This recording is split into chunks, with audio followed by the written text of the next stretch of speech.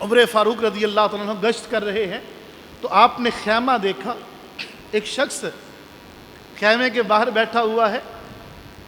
پوچھا بھائی آپ کون ہیں؟ وہ ڈانٹ دیتا ہے. پھر کہتے ہیں بھائی بتاؤ. وہ کہتا ہے میں غریب الدیار ہوں اور بیوی جو ہے وہ امید سے تھی، اب وقت قریب آ گیا ہے، وقت قریب آ گیا ہے تو نہ کوئی سنبھالنے والا. کہا آئے کدھر ہو؟ کہا عمر سے ملنے کے لیے آیا، خلیفۃ المسلمین سے ملنے کے لیے آیا. عمر فاروق کہتے ہیں اچھا ٹھہرو. جلدی سے جاتے ہیں گھر، اپنی بیوی سے کہتے ہیں ذرا جملہ سنیے. کہتے ہیں کہ اگر تمہیں نیکی کرنے کا موقع ملے تو لے لو گی؟ وہ کہتے ہیں کیوں نہیں، ضرور لوں گی.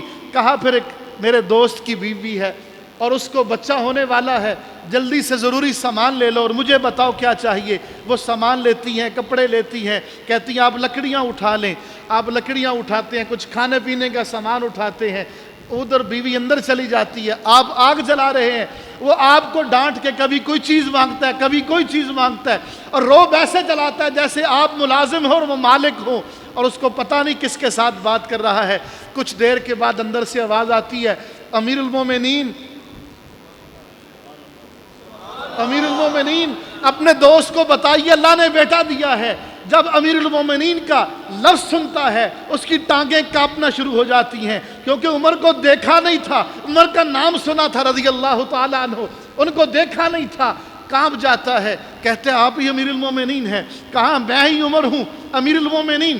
کہا حضرت آپ نے مجھے بتایا کیوں نہیں ہے؟ آپ نے میرے ساتھ یہ کیوں کیا؟ فرمایا یہ حضور کا مدینہ ہے، یہاں غریبوں کا استقبال اسی طریقے سے کیا جاتا ہے.